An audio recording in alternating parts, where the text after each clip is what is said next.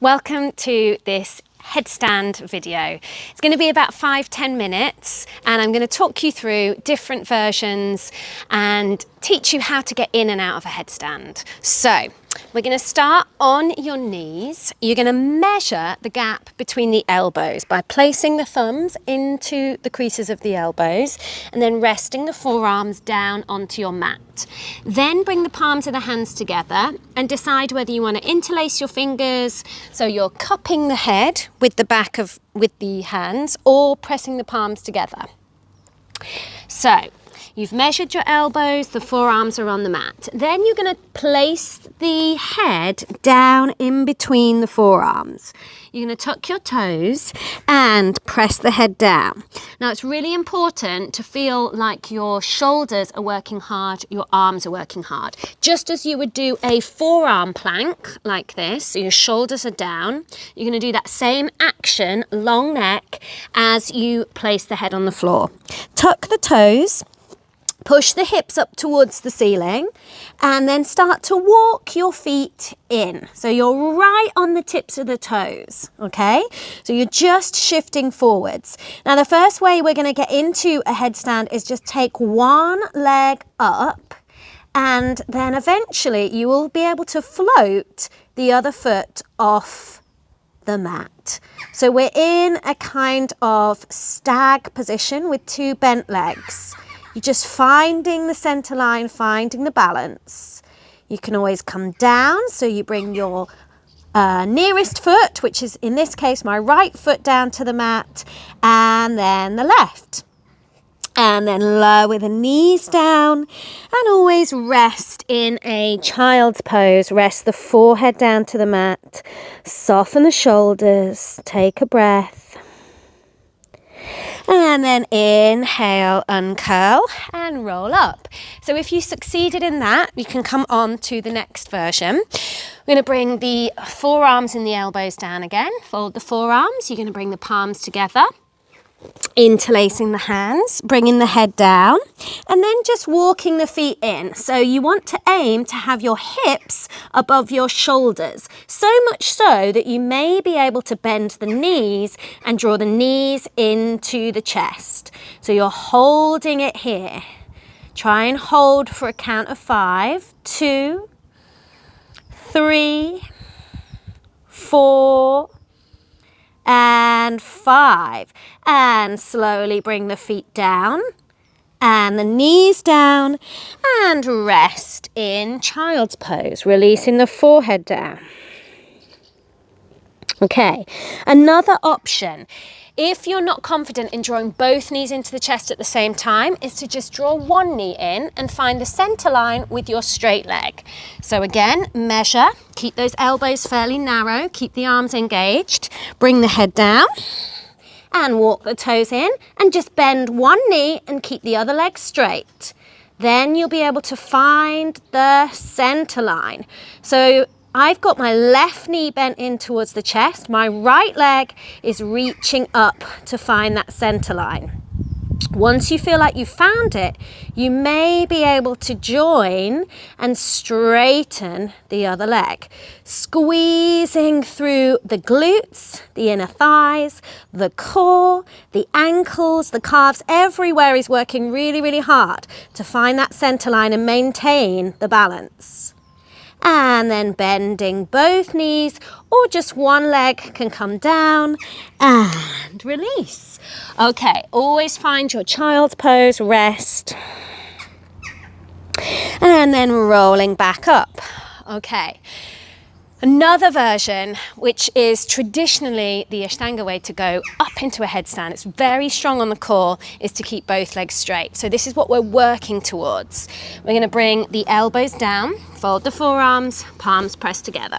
Head comes down, tuck the toes and walk the feet in. Then we're going to try and lift both legs. You come to this L shape, this halfway point, right angle, and then see if you can continue to keep taking the legs up, finding your straight line and holding it here. Traditionally, we would hold it for 25 breaths.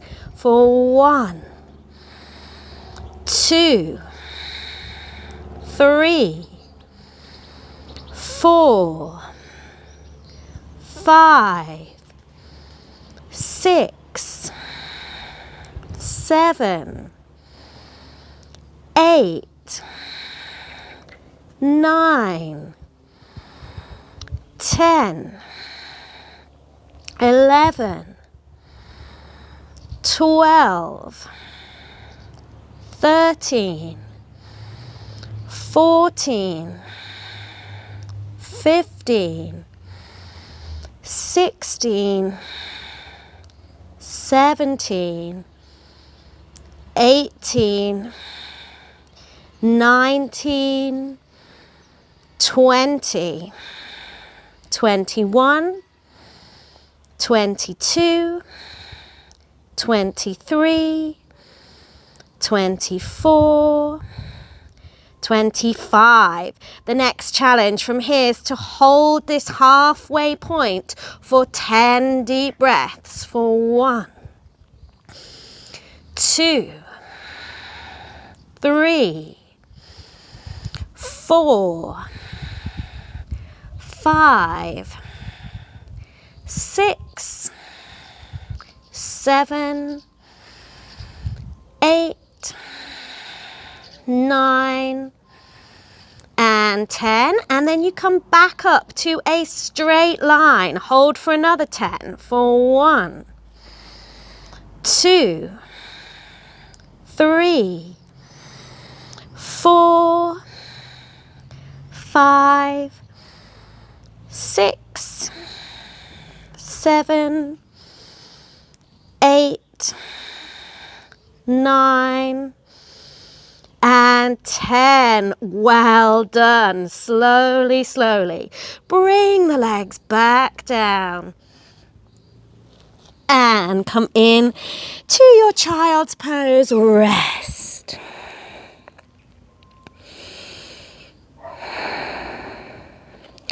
Inhale, uncurling, rolling back up. So giving you some options there for your forearm headstand. Another option is to do a tripod headstand. So some people prefer this. If you feel quite strong in your upper body, your arms, this can sometimes feel easier. And we're going to start from crow pose with an egg headstand. So this is a nice way to build your confidence. You're going to bring your knees to the backs of the arms. Shift forwards and take the head down to the mat. You can still leave your feet on the floor if you want to. Just get that head down and then you may be able to bring the feet up and you're in an egg headstand. Hold it for 5, 2, 3, 4, and 5, and then bring the feet back down and come into a squat and open the chest and release. Hands come back down and knees come back down. Stretch out in child's pose, releasing the wrists, popping the wrists up, straightening the arms. Okay, inhale coming up. So there is a challenge here as well. If you get really confident with that and you can hold it and you feel quite strong, you feel like you could stay there, then you're going to take your legs up into a full headstand. Then we're going to jump back to chaturanga. So this is the challenge, to go from crow pose into headstand, lift the legs, and then to jump back. So let's see if we can give that a try. And it just takes practice. So you can keep coming back to this video time and time again and seeing how you're progressing. Okay, knees to the backs of the arms, then shifting forwards into your crow pose, lifting the feet, then bringing the head down.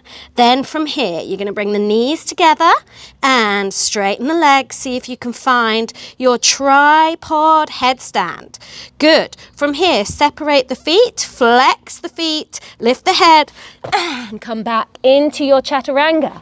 Inhale, upward dog. Exhale, downward dog, stretching out the legs. And exhale, release. Knees come down and don't forget to rest in your version of child's pose.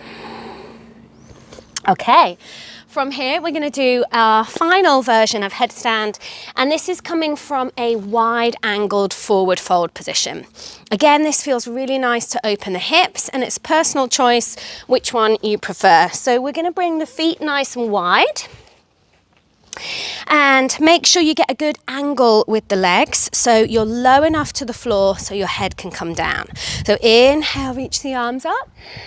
Exhale, float the body down, hands down to the mat. You're going to bring your head down and rock up onto the toes, lifting the heels. When you're ready, taking the legs off the ground and coming through straddle into your straight line. Then you can play around with how much you want to open the hips. You can join the feet together and come into an upside down butterfly pose if you want. Good, it should feel really nice in the hips. Take the legs back out and guide them back to the floor. And press into the hands. Bring the hands to the hips and float the body up to stand tall. Okay, that completes our headstand little practice. As I said, keep coming back to this video. Practice the ones that feel right for your body, and I'll try and give you as many modifications as I can. Hope you enjoyed that. Thank you.